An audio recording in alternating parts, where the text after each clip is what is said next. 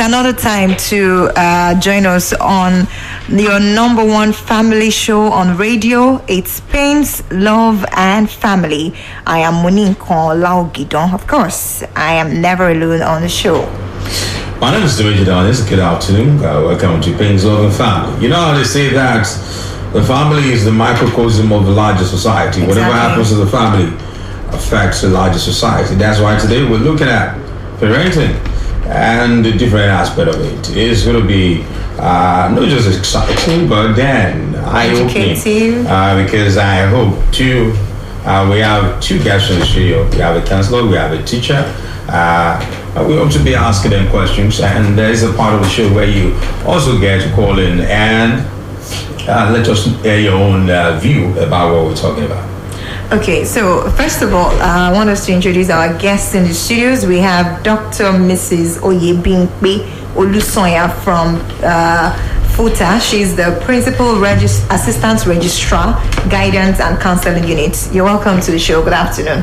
Thank you. Good afternoon, listeners at home. And we have Mrs. Taye Richard in the studios as well. She's a school teacher. Good afternoon, Mrs. Richard. Good afternoon, listeners at home.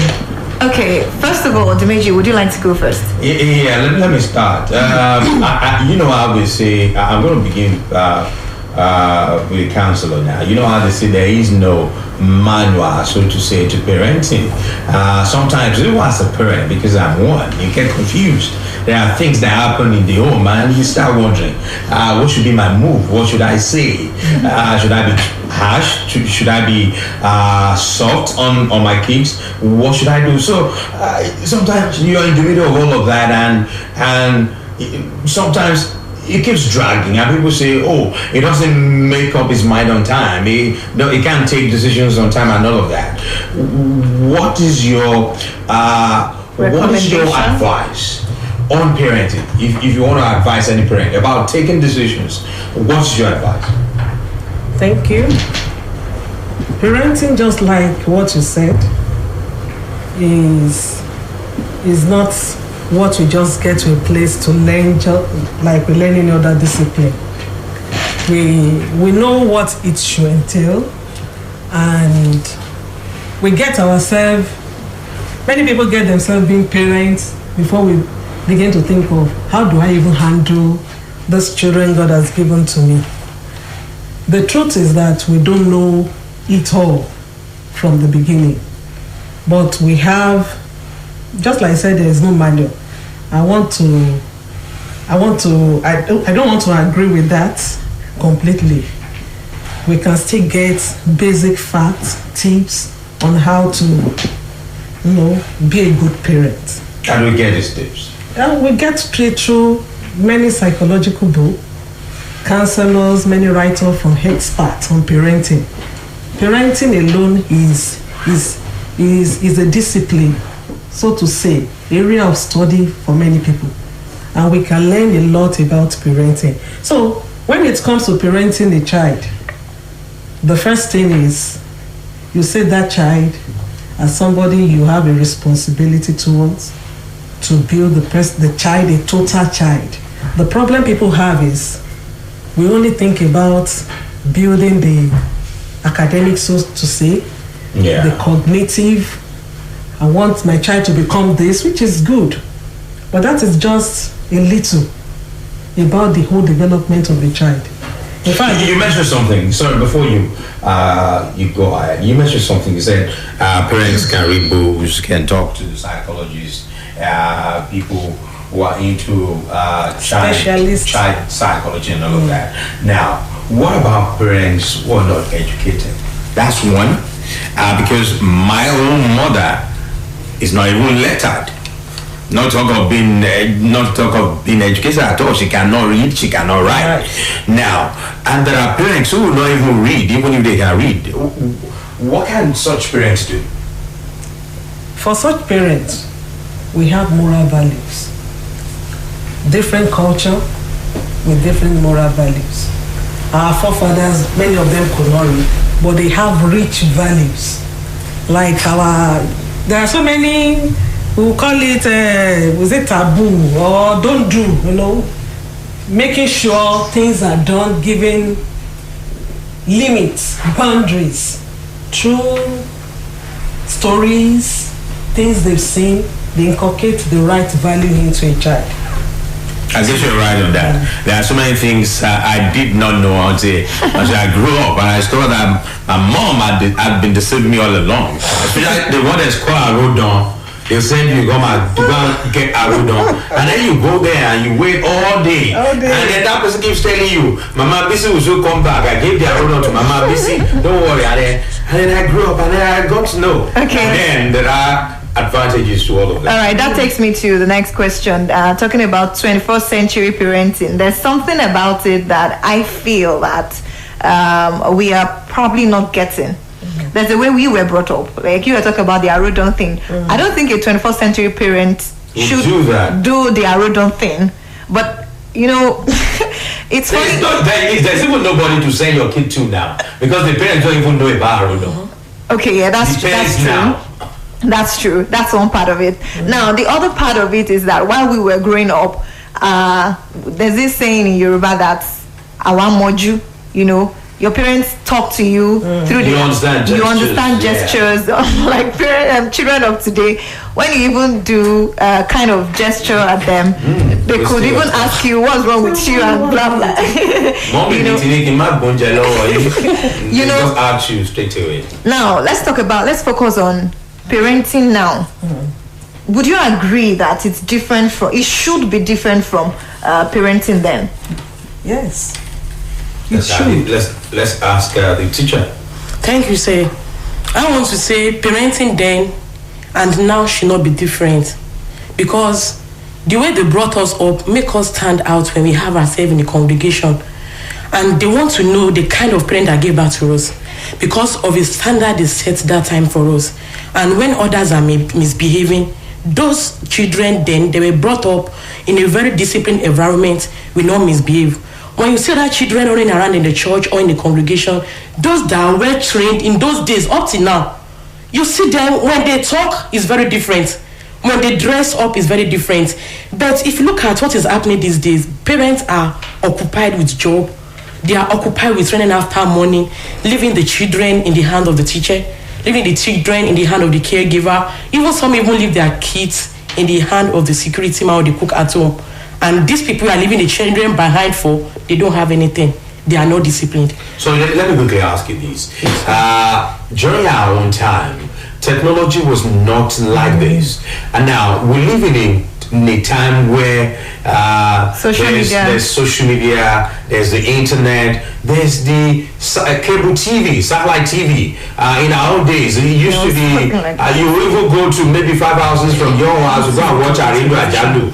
Now, these days, there's cable TV. Kids will tell their dad, I want to watch cartoon. They see foreign movies where kids tell their dads, don't be silly, and all of that. Now, what would you advise? Because the parenting that we have now, some people would advise that parents should find a common ground between what I call tough love and what I call modern leniency. That it shouldn't be ash all through. What would you advise? Sir, the technology kind of thing has even complicated the issue. That time, when during my own age, it was early 80s, we watched Ikebe Super and Baba Salah. Yeah. But now, they have different things. In fact, a child of 2 can change the channel of the television and watch what they want. And don't forget that when they get back to school the following day or the following week, now they are even on holiday, we will see many things when we resume in September. They will start to exhibit these things.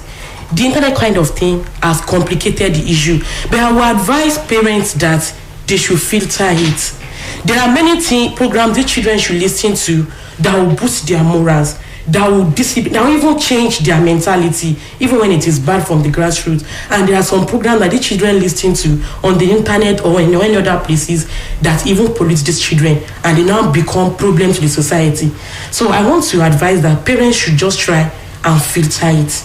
Then they should not, sometimes parents will leave these children to the internet or the dish, and they will be Sometimes busy. You don't want them to disturb you. Yes, and God bless you. Your mom is busy in the kitchen, you just put on a cartoon. And then yes, and children will watch there, they will sleep there, they will not even eat supper. you carry them from that place to go and sleep. So I want to advise our parents that they should not leave everything to the internet. Okay, I want to turn to the counselor now. I am quite curious about the effects and the influence of social media and peer group on children rather than parenting. I'm just wondering, what exactly do you think is the missing link? Where did you think parents started to get it wrong? Okay. In addition to what Mrs. Richard just said, I also want to, I'm not disagreeing with what she said, but I also want to add that the method of parenting that time is different from what should be adopted now, based on that was what I was asking. Technological advancement. What was the middle ground? The truth is that our parents then, they set limits. They are firm. They are always there. That's tough love. Yes. They are always available. You know, not this rat race or what the economy is throwing at us and we move everywhere to get our living. But then, most of the time, even those that are working, they come back early. So because of that, they have enough time to checkmate these children, to check one thing or the other. But now, they have to do what? Double up, if not to triple up. Then there was no internet technological, the extent of the advancement we have now. Nothing like that. But from all that we have now, the method is different. A child can conveniently do so many things under a parent's nose and you will not even know now. Yes. When the parents is, they are not at home. So the method should be different. We should step it up. Parents should go and learn. They should not just be ignorant. Don't believe those children they are small. After all, they are not seeing anything. They know more than what even their parents know. We should go and learn. And concerning what the question that was asked, that how can we handle this technology, peer group influence, is for us to be involved in our children's life. Yes. You can't be involved in what you don't know. Get interested in their life. There are times that they watch film. I may not be interested in it, but I want to join because I want to censor what they are watching. Before that, I also censor what they bring into the house to watch.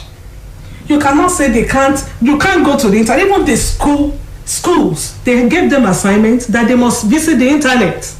But you educate your child that not everything that calls your attention on the internet is what you give attention to. Some things are mischievous, some things are there to just distract you, and before you know when it comes to fun, they pump, and a curious child want to check what is there. We must be involved. That is what is lacking. We don't have the time, so to say. And if that is not there, and the funniest part of it is that if we are not there for these children, a lot of wrong people are there. Among the peers, the neighborhood, even the so-called uncles, we see what is happening all around us. So our advice parents to be involved. It can't just be business as usual as our parents did us. We don't have the kind of challenge we're handling today is not what they were handling then. So we must also improve on ourselves. We must know how to get involved in their life, even on this social media. Some people don't know how to get to Facebook and whatever. You must learn. There was a time where, I was mentioning earlier. Let us excuse her.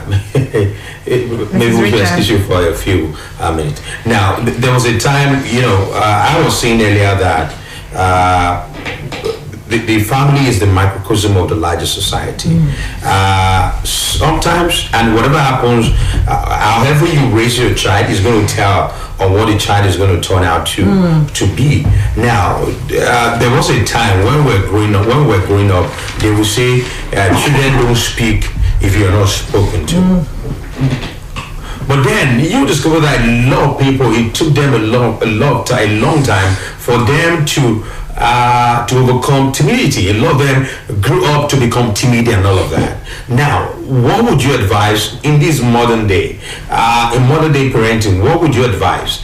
Would you advise that parents should allow their kids to talk, to speak with confidence and to speak their minds, rather than what we used to have, where they say, what would you advise? Thank you, the moderator. It is just like what I said, it's not business as usual. There should be a balance. But to tell a child you cannot say your mind, you cannot hear your view, it's no longer in this generation. What they need is to guide them. The first time, the child might not be able to do it correctly. When the whole scene, after the whole scenario, you let the child know that, look, fine, you said this is how you should do it. But we are not to silence them. By the time we ask them to keep quiet, you cannot talk when I'm talking. They are not to be rude, but your child should be able to say, Daddy, with all humility, I disagree. Let them hear your view. My children tell us that. Okay, well, Daddy, what about this? What about this? Mommy, okay, what about this? It will now be like engaging. And that does not mean they will disrespect you. And if in any way, it's possible that during that discussion, maybe the child was offended. If it is a time of discipline, you are disciplining a child. It's not for the child to talk back. He must first obey the parents. Then if he has anything to say, he will say. But when it comes to, we are hearing view, we have something to say, there's nothing wrong. We should allow our child to express themselves, tell you what is in their mind, tell you what their view about any issue. Then if it is wrong, don't shut them down. Don't tell them, even if it is, what do you think you know? If it is wrong, correct it. Okay, let me go to my next one from what you just said. Would you advise African parents or Nigerian parents to, or which would you advise? Enforcing respect or gaining respect? Both must go together. The reason why we enforce respect is that it's our responsibility to set limits. And when it is issue of boundary, don't do this, and this. If a child decides to disobey, you enforce it because that is the disobedience to constituted authority. Well, so the two go together. Then any respect is by your life. And that is what is... Parents must be above board. Yes. Lead by example. Not do what I say. Not what I do. So you say the kids are watching. Yes, they are watching. In fact, they learn more by watching. By what you do. Yeah. By what you say. Yes. that thing you even said, even that thing, okay, you are teaching me this way. Let me see, maybe you will also walk in the same way. So any respect. When you tell, for instance, when you tell your kids, go eat at the dining table, and you always eat in the living room. And there's no time you allow them to come to the living room. And you say you must eat at the dining, but you always eat at the living room. And there's no time your child will ask you, Daddy, why are you eating in the living room?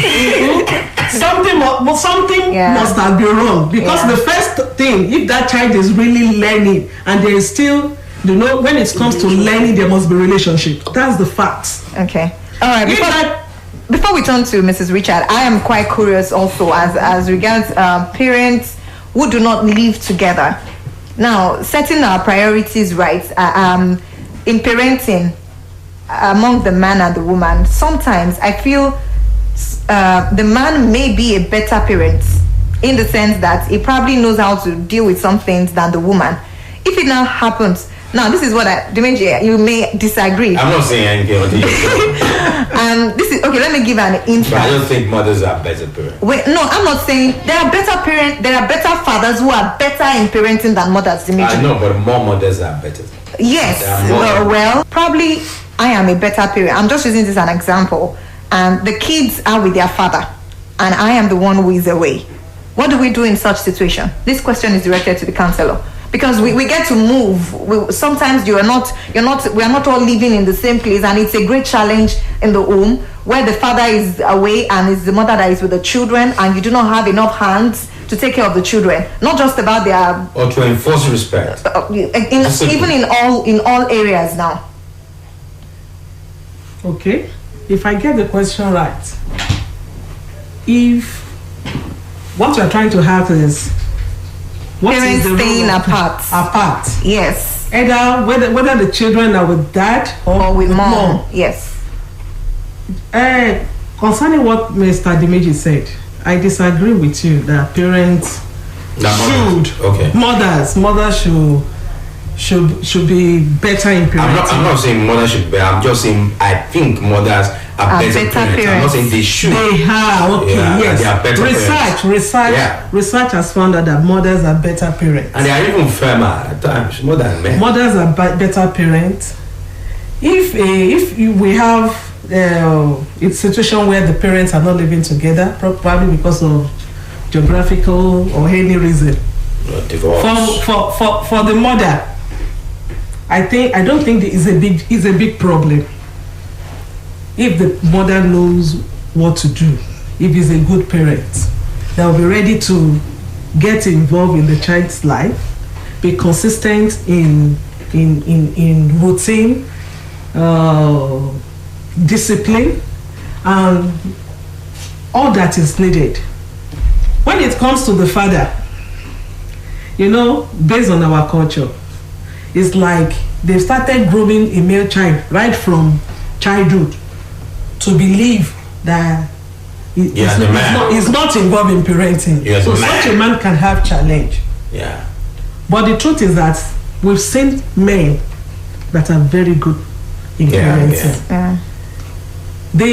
All that is required in parenting does not have sex bias. Yeah, it's not gender. If you learn it as a man and you are ready to use it, your children will turn out to be good children, and same with the woman.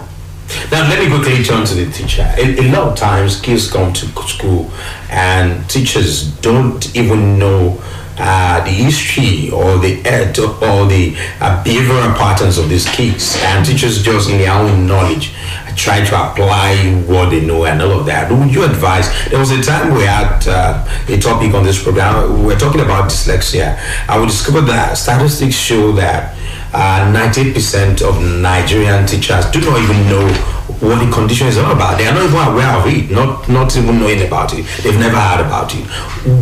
Would you advise that teachers should try as much as possible to work with parents in knowing how to do with some of these kids? Thank you, sir. Yes, teachers and parents should work together. Parents cannot do it alone if truly they want to send their children to school. And teachers cannot do it successfully if they will fail to work with the parents. And if a teacher, and I was made to know in education that we have cheaters and we have teachers. Teachers are the professionals. They are the ones that are trained. And as long as you are trained as a teacher, if you use your eyes and your ears, you will know what is happening in some homes. You will know the kind of parents your student or pupil has in the class while teaching. So when you try to understand and go down to their various parents, you know where to help as their teachers. So when you discover that a parent has set a standard which the teacher too, that a teacher, not a cheater this time around, if they are not trained, they are teaching because they want ends to meet, they are cheaters, please. They cannot offer anything good. I'm so to say. So if these two people can come together and work, they will discover that the teacher will complement the effort of the mother, of the parents. The parents will continue from where the teacher stops in the afternoon, and the child will be a good child. So will you advise teachers to ask questions more, maybe from parents? Sir, as a teacher, I think I'm spending close to 13 years in teaching now. Even when I was young, sometimes you don't go directly to the parents to ask them about their own. No, not about the kid now. About the kids. Yeah, some parents know that their kids are faulty. So they think you teacher, you are better. To fix the child. Sir, in those days, our grandparents will even take their children and give to the teacher to be living there. because they believe they are learned and they offer the best to the child. But these days, if a teacher is not disciplined, what do you want to give to a child? So in that case, you want to ask the parents, you have to be very careful. If your presentation is poor, the parents will embarrass you. In fact, you won't like it. So I think what we need to do is, one, you need to work on the child very well, and the child will continue to divulge informations to you. And as a teacher, you need to go extra mile. If you need to fast and pray for a particular parent, go and do that before you now face them. One more thing before I turn to Moni. Now, quickly, in a house, in a home where you do not use curses, you don't use profanities, and your kid comes back home just using those things, and as a parent you sense that these are not even from his classmate, the way there are some things kids will say, this is definitely from teachers. What would you advise parents to do in that instance? I would, as a parent, so I'm a mother of 3. I would advise parents to ask the child. See, it's not every time they deviate from our standard we take our road. Sometimes you even pretend as if there's something on their head, you pick, you rub the cheek and you draw them closer. Where do you hear this thing from? I want to bet with you, they will tell you where they heard that thing from. But if when you heard the cause from them, you started shouting, you want to scold them, they will not tell you where it came from. So parents should be very careful. You draw them closer and ask, where do you hear this thing from? It was my classmate that said it. It was Elizabeth that said it. My teacher told Sarah that you are stupid. They will tell you. Then you cannot go to the school management, not even the teacher director, so that will not cause confusion. You cannot go to the school management and report that kind of teacher. And if there is no any change or improvement, I will advise such parents to withdraw their kid from that school before they pollute the child totally. Okay, all right. I was going to ask about the parent-children relationship. You are a teacher and you get to rapport with many of these children. Number 1, how would you rate the parent-children relationship? And 2, how would you advise parents to invest in their relationship with their children consciously? I want to say parent-children relationship is very poor from experience. Like there are some things I know about students and pupils in schools that their parents don't even know. But because I've established and tried to sustain a relationship with them, many things will happen in the house. They will come back and say, mistress, okay, have you told your mom? They cannot say it. The time I was telling a child, I said, when you get home today, go and sing to your mom and say, my mother who sat. The boy said, Uma Pami, I cannot do it. I said, when you wake up in the morning, don't leave your room. Try to appreciate your mom. Be singing my mother who sat and watched my infant. Let her come and knock your door and ask you what is happening. Then you ogre. The child said, she will slap my face. That means there is no any cordial relationship between that child and the mother, which is almost everywhere. And you see some children when they get to school and they spot their mistress or master coming. They run to them. They will run like 20 of them. And go wrong, yeah. So parents should try and key into the kind of relationship. Be friends with their kids. Yes, that exists between a good teacher, not a bad teacher this time around, a good teacher and their parent, and borrow it because they are your kids. And the teachers cannot do everything for the parents. We have a limit. They spend 8 hours with us and they go back home. Okay, quickly, let me ask the counselor before we take a break. Okay, let me quickly read this to you. Modern psychology defines 4 types of parenting styles. There is authoritative. This one is demanding of kids but responsive to them. There is authoritarian, demanding of children but not responsive to their needs. There is permissive, which is not demanding but responsive to their needs. And there's neglectful, which is neither demanding nor responsive. Which one would you advise? Which one is the best? The best is the authoritative. It is the authoritative. It's demanding and is responsive to their needs. So that's limits. A middle ground between tough love and discipline, set limits. They're also concerned about their children's emotional needs, care about them, listen to them, mixing both love and discipline together. Carrot and stick. Okay.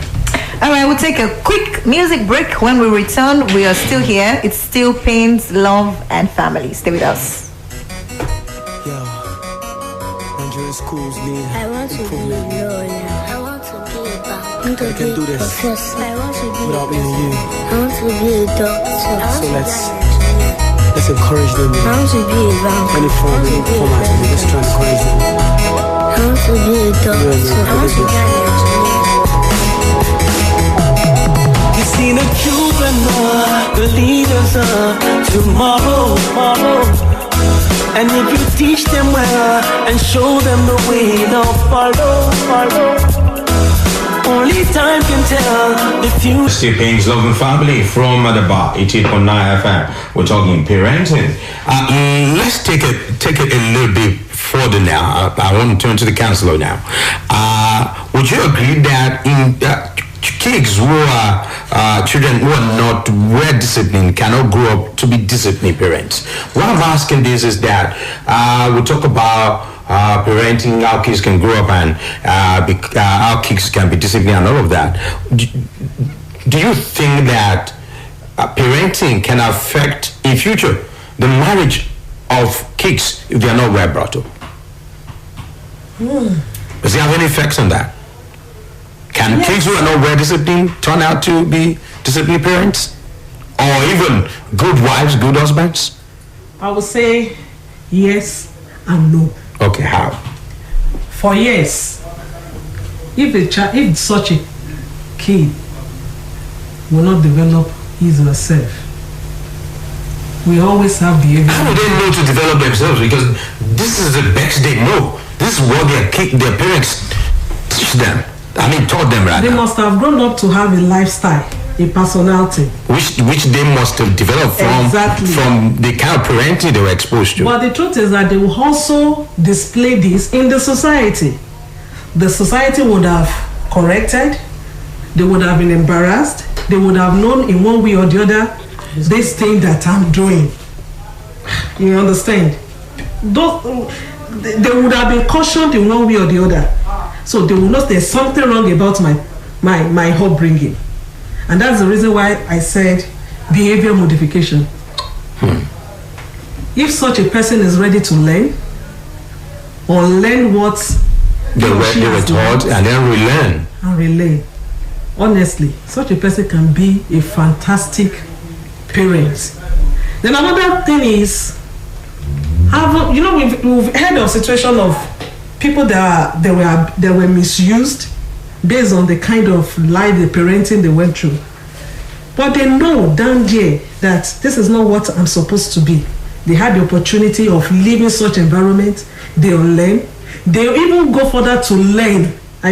Learning how the right kind of life. What about kids who feel to unlearn and then they get married, start using their parents? This is how my mother would do it. This is how my dad would do it. What happens to that kind of marriage to such people? That's the reason why I said yes and no. Yeah. For those who are not ready to learn, and the husband or probably the wife knows that this thing is wrong, but when they keep telling you this is how my mother would do it, and you're like, your mom something must be wrong with the family. It will be a vicious circle. The wrong parenting will continue. What would you advise the other spouse in that kind of marriage? Intervention. I don't see any problem that cannot be solved. We have several solutions.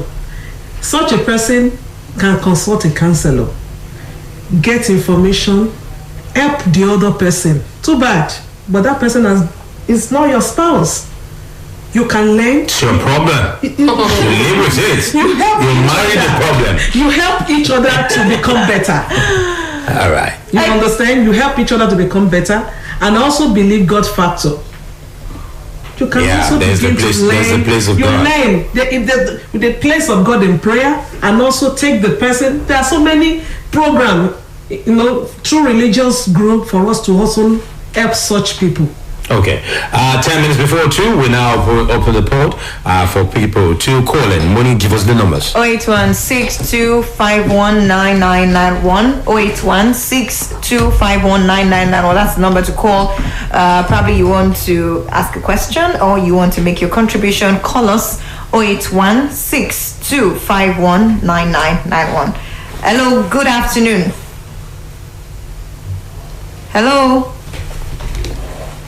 Hello, good afternoon.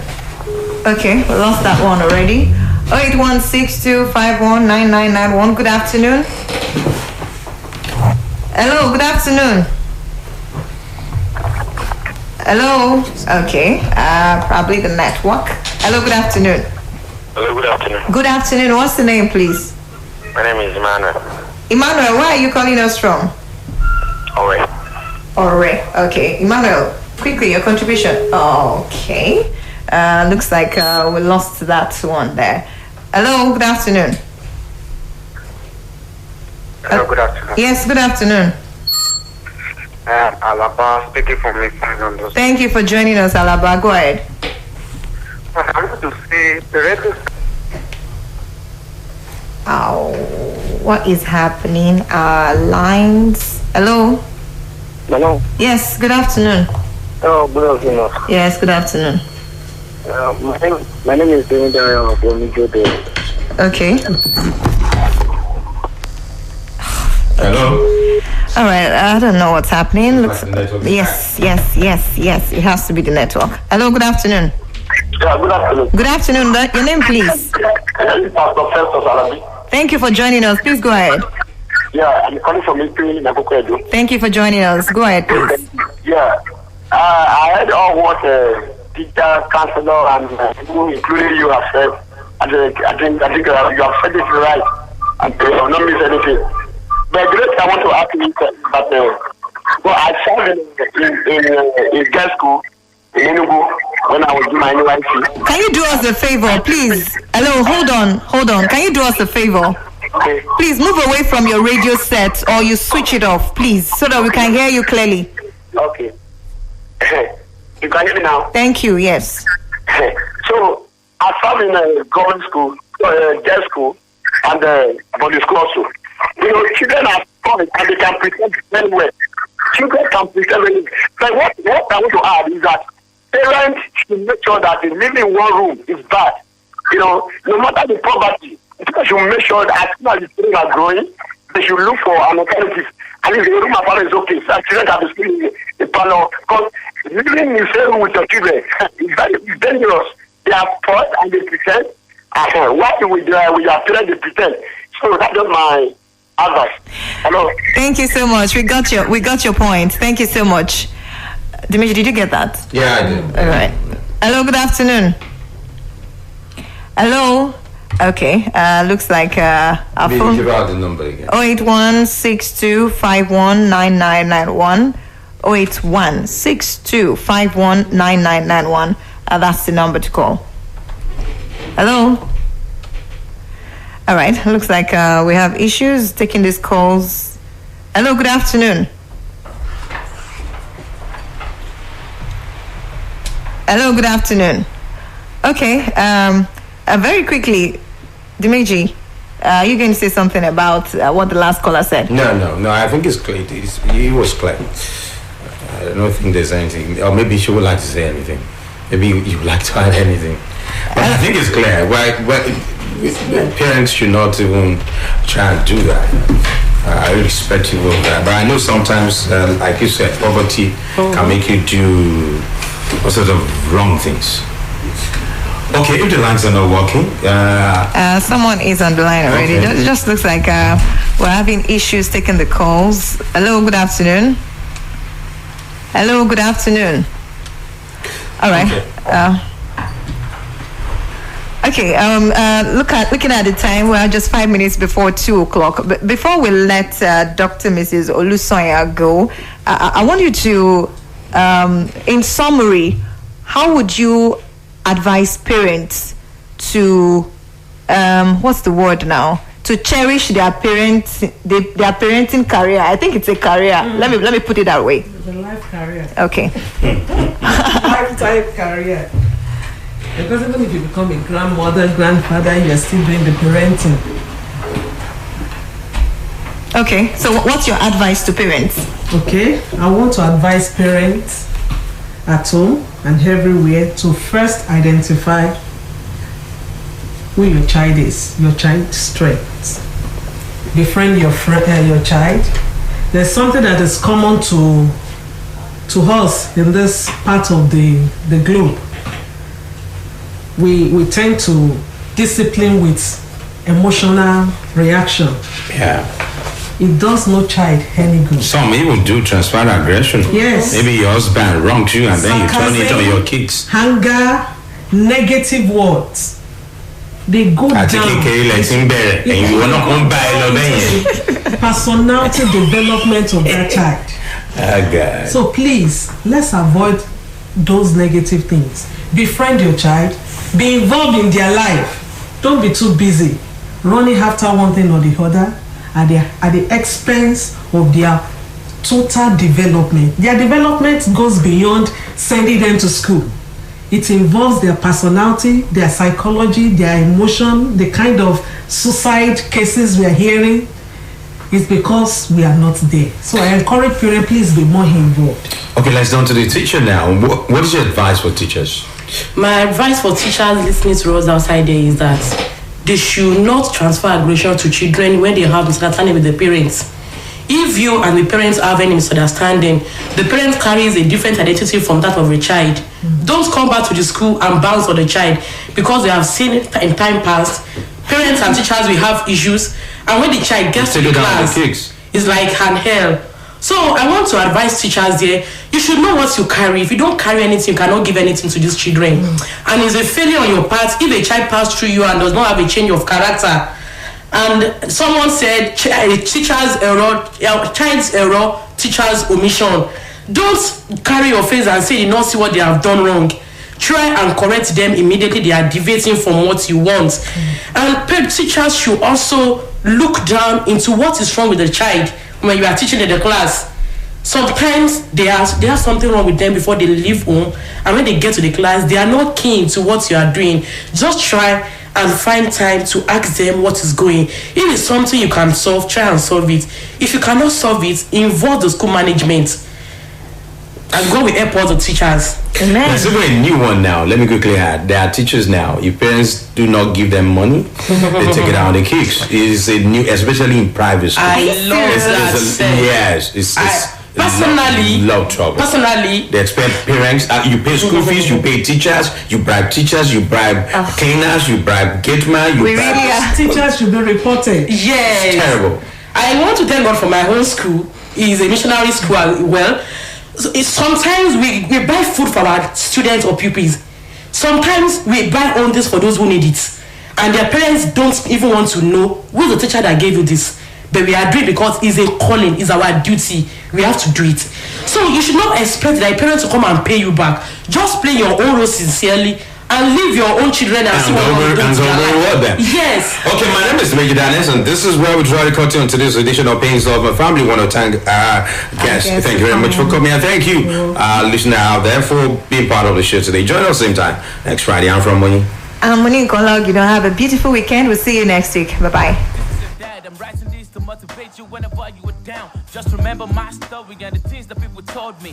9mm to my head couldn't hold me back from the fact and all the things that I believed in. And now I treat the special woman with a womb I lived in. How I used to go, how I used to go get, how I used to go to shows with no cash in my pocket. I'm talking 08, 09, 010, 011. For every level there's a different devil.